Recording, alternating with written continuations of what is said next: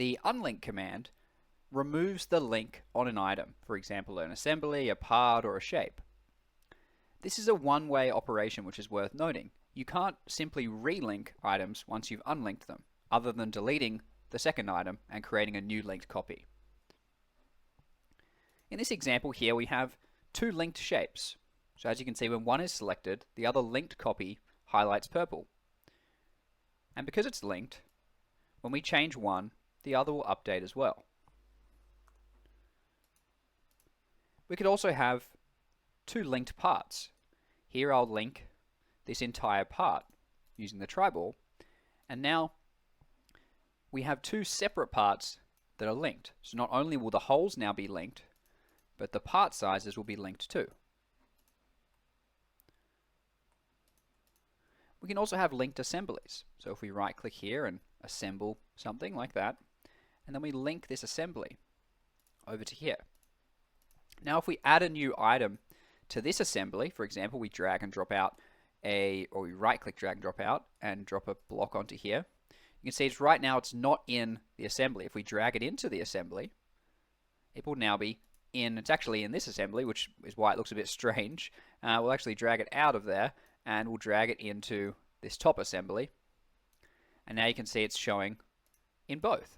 And now any changes to one will be reflected in both assemblies. And even if we move these parts within their assemblies, that will update in both assemblies as well. Whereas if you just have a part link, then the moving of the part will make no difference. For example here, let's unlink this assembly, and then we'll disassemble it. And here we have two linked parts, so if we change the size of this part, that link will update, and this one will change its size too. But if we change the position of this part, it won't update the position of this part because they're just two separately linked parts. The items below that part level will be linked between them, but the actual part itself can be moved anywhere. That's where the assembly level is a little bit different when you link, because it's going to link everything below that assembly level, and below that assembly level includes the position of the part.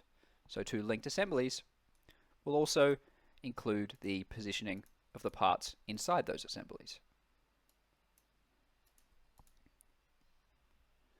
The unlink command simply removes those links. And you can either do it by right-clicking and selecting unlink here on a linked item, or by clicking the unlink command up here. Once something is unlinked, any changes to it will no longer be reflected in the other linked items. Note if you have multiple linked items, when you unlink one, it will simply unlink that one you're selected onto. For example, if we link two of these here, we now have three linked items, so any changes to one will be reflected in the rest. If we unlink one of them, this one will now be unlinked, so any changes in this will be individual, but changes in these two will still be linked. That's how to use the unlink command.